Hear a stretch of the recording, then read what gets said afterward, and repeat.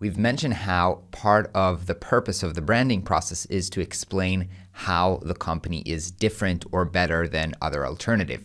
And so obviously to answer the question how you are different or how you are better, we need to understand who the other players are, because to explain how something is different, you always need to explain how it's different from something else. This is always kind of like a relative explanation. And so the way that we do this is called in marketing positioning, and that's what we're going to cover in this video. So we're going to talk about what positioning is and then how to do this. All right, let's start off with what positioning is. So a lot of people throughout the history of marketing and advertising has been talking about positioning, but I think it was best kind of established in this book that is a classic marketing book called Positioning: The Battle for Your Mind, which is a fantastic book. It's a short read, and I recommend, if you're interested in this topic after you watch this video, I highly recommend you reading out this book. But I'm going to give you the gist and the core idea from this book.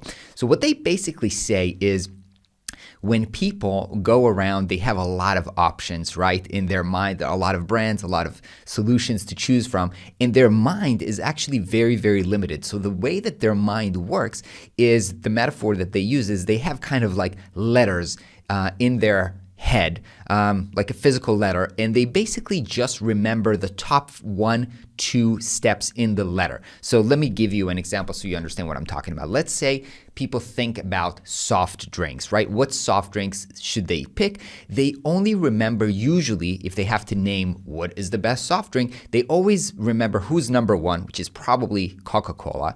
They probably can name who's also a big player, like Pepsi or somebody number two. But after the first 1, 2, or maybe 1, 2, 3, usually it's just everybody else, right? So people's cognition, ability to remember and catalog stuff in their brain is pretty limited. And for each one of these letters, which is basically kind of like a category that we're thinking about, we can only remember who's number 1 and number 2. Now, this is very, very important, because it means that, first of all, you have to understand what kind of letters people already have in their mind. You're not just telling them something. When you're giving them new information, they're looking for a place to hang it, right? So what is this? You're explaining to me about what? A new drink? Okay, let me put this in the letter for drinks. And then if I already have something there, it's just being added as another rung. So that means that it's very, very difficult to win in a market that already have a very established number 1 or number 2, right? If you're coming out to the market right now with a new soft drink, it's going to be very, very difficult to beat Coca-Cola or Pepsi-Cola as number 1 or number 2 in this market, because it's really established in people's mind already. So what are you going to do? Does that mean nobody is going to invent any more soft drinks in the world? Obviously not. So if a new company comes up like Red Bull and says, oh, we have a new drink, it doesn't make any sense to try to compete against Coca-Cola, right? So I'm not going to try and go for the soft drinks market. So I need to kind of invent a new letter. So they invent this new energy drinks, right? Energy drinks. All of a sudden, it's a new category. It's a new letter that we can say, oh, we are the number 1 brand in energy drinks, right? And then, because this was originally when they came out, I think it was in the 90s, it was a new product, they took over this new category that they invented, energy drinks, and they are now positioned as number 1. And now when a lot of other competitors are coming into that, Monster or a gazillion others, they are always behind Red Bull on this new letter of energy drinks. So again, it's going to be very, very difficult at this point to remove an established player like Red Bull or Monster at that point from the top positions of these letters.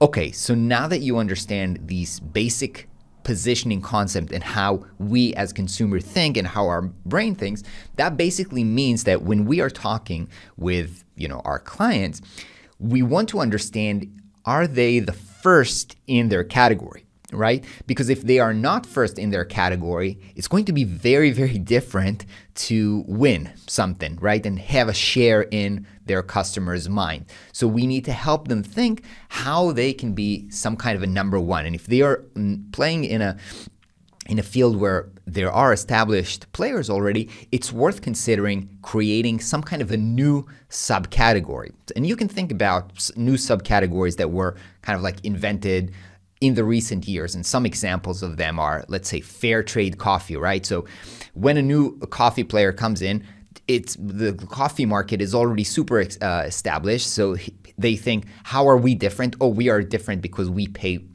our farmers better. So let's invent a new category because we think people care about this. Let's call this fair trade coffee. And now we can be the most established player or the number one player within this new category of fair trade coffee. And of course, things like healthy snacks or plant-based meat, right, they have a new product that is different from the market. But if you're going to bring a new product into the, let's say, hamburger category, right? And you're going to compete within the hamburger category, it's going to be very, very difficult because there are already established players in that market. And so you want to carve out or invent a new category and maybe call it plant-based meat. And so note, this is kind of like a creative process because somebody had to come up with the name of this category and decide that it's going to be called plant-based meat and not vegan meat or just like meat alternatives. It could have been called a lot of different things, but there was a part of market education to establish this new category.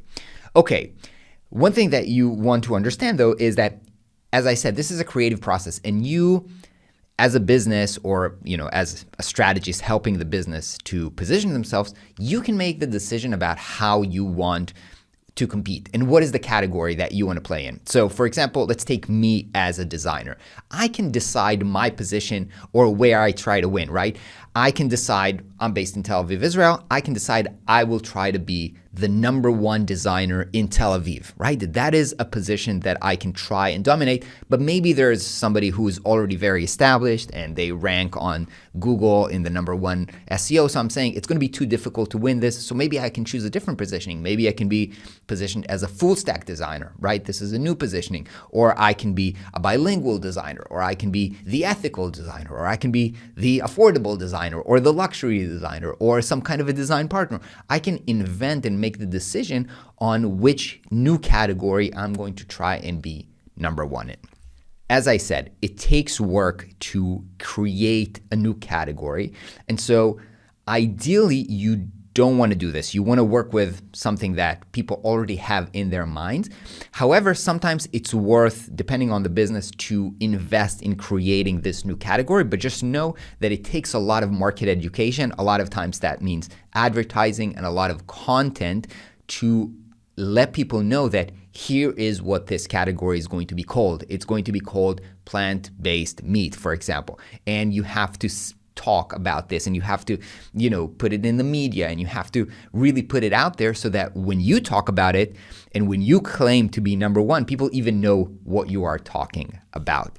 So the best thing that you can do or help your clients do is to find an empty space in a category or a market that already exists. And I'm going to show you how we're going to try to do this. So let's dive into the practical side of positioning and explain how we're going to go about doing it. So step number one is, first of all, we need to understand the market, right? We said your positioning is always relative to what else is going in the market. And our first part in the strategy session is to gather information. So we are always going to spend this time learning about who else is in the market, who is competing with them directly, also who is competing with them indirectly. And what I mean by that is, if you're selling a car, then obviously all the other car manufacturers are your direct competitors, but you can also think about bicycles or scooters or motorcycles as indirect competition for cars because they are alternative to get the same results, right? I want to get from point A to point B. I can buy a car, but I can also buy a bicycle. So you want to learn about the direct competitors, you want to learn about the indirect competitors, and you want to know what kind of letters people already have in their mind. So how do they refer to this market? Do they call it car? Do they call it affordable car? Do they call it sports car? Because the way people speak means that they already have these categories in their mind. Now, the second step is to understand how the company that we are working with right now is different, right? So if you think you're better, please explain how you're better. if you think you're different, explain how you're different. And a lot of time, by the way, you don't necessarily have to be better. It's enough to be different, right? So yeah, both of them are valid when we're talking about marketing and position at the same time. So both of them are worth exploring. Okay, I want to go through 2 exercises that you can work through with your clients and are going to be helpful in trying to identify the positioning. The first one is called the onlyness statement, and this was developed by Martin Neumeyer.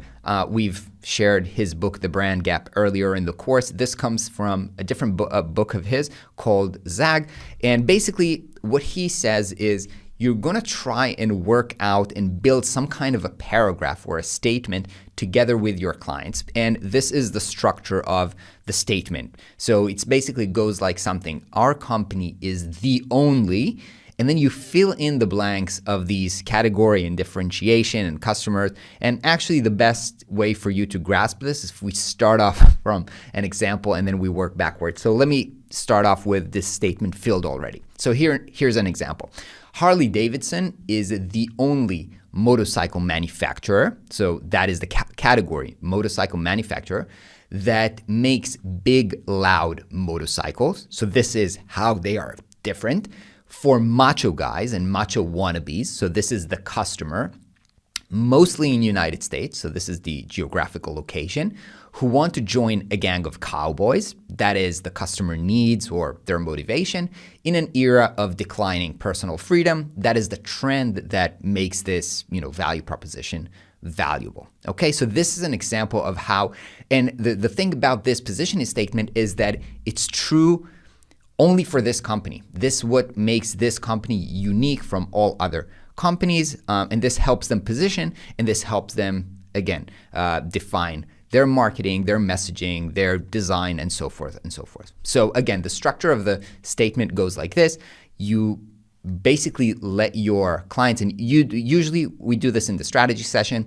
I fill this up. I ask my clients to fill this up. I explain, the exercise. I give the Harley Davidson example, which is usually what everybody understands. And then we try to fill this up. And you will see that this is very, very difficult because it's easy at the beginning, but then you remember that the word only is there, meaning they are the only people, and this is the only company that this statement is true for, and then it becomes more challenging, and you will see that different people in the table describe things differently. They describe the category differently. They describe the differentiation differently. And so this is a really, really interesting exercise to get everybody on the table to describe both the customer, the differentiation, and the category together, and see the perspectives of everybody. Of course, part of your role will be to later consolidate and get to an agreement about the final statement. Another exercise which is very, very helpful is called perceptual maps. And basically what this means is you take 2 factors of consideration and you plot them on a graph. So this might be something like, let's say people care about quality and they care about price. So we put it on a graph from quality from low to high, and then prices from low to high, and then we position the different competitors in the market along this graph. And let me show you what that looks like. So here's an example from the car market. So you can see there are cars that are low quality and low price, and they are positioned somewhere. And there are companies that are high price and then high quality. Now, the beautiful thing about this exercise is that it allows you to see visually where there is an empty space in the market. So in here, it's very easy to see that, there's a very big empty space in the low price, high quality. Now, it's true, it's probably very difficult to create a car that is both high quality and low price. But if that's how your company is different, then this is fantastic because you don't have to invent a new category. You can win the category of, high quality and low price. This is very, very understandable in the minds of consumers. Now, of course, there's also an empty space here in the low quality, high price, but this is a position that doesn't make sense because nobody wants to buy a low quality, high price car. So it doesn't make sense to make that your positioning. Now, the beautiful thing about this exercise is you can be creative and you can decide what are the consideration factors that you want to put on this graph. So let's take the same market, the car market, and use different consideration factors. So here we have something like, elegance design versus aggressive design, and comfort versus performance. And then the graph looks completely different. And now you can see different spaces in the market. Obviously, I think a car that's very comfortable, even though it has an aggressive design, this is an empty space, right? So we can position our company at this place. Here's a different take on the same market, right? So we have here sporty versus family and economy versus luxury. And here as well, you can see that there's a very big gap in the economy family car. So it makes sense if you're producing a family car that's very economic, you have a unique, valuable position in this market. The thing I want to say about this is you want to make sure that you are picking dimension that customers actually care about. Because again, if you're going to position yourself as the low quality, high price or something like this, it's going to be not really meaningful. So you have to make sure that you're picking consideration points or a positioning that actually makes people want to buy this thing. All right, so the third part of the process is to, after you did all of this work, gathered the information, did the exercises, you want to clarify where you are. And sometimes, by the way, the graph exercise, sometimes I do it on my own after just learning all of the information and doing the the position onlyness statement exercise together with my clients. This is something that I will do when I have digested the information, because as I said, this is a creative process and you have to think about this. So sometimes the graph exercise is not something that you do on the go. Sometimes you can, but you take time to think about this. You take time to see all of the different information that you got and all the different onlyness statement, and you consolidate them into a single statement. Now, as I said, this is a creative process, so take time to do this. Take time to digest, think about all the information, and then come up with it. Now, one more thing that I want to say about positioning. Look, not every business needs that much in-depth positioning statement, right? Some business simple businesses don't necessarily need this, right? If you are the only, high-end pizza in your town or in your street, sometimes that's enough, right? So you don't have to plot all of these graphs and all of these statements, because it's pretty clear we are the only high-end pizza on the street. So sometimes if the business is simple and if the positioning is simple, it's as easy as saying, our positioning statement in a sentence, just like I said right now, we are the only high-end pizza on the street. So sometimes it's simple, but sometimes, especially when you get into more complex category or products or services, this becomes very, very interesting and very, very complex and very, very valuable when you help your clients to do this. All right, so to sum up what we've covered in this video, we want to be able to communicate and understand how this brand is different from all other alternatives. And we wanted to try to identify this letter that they have in their head, or create one in their head where they have the chance to be number one.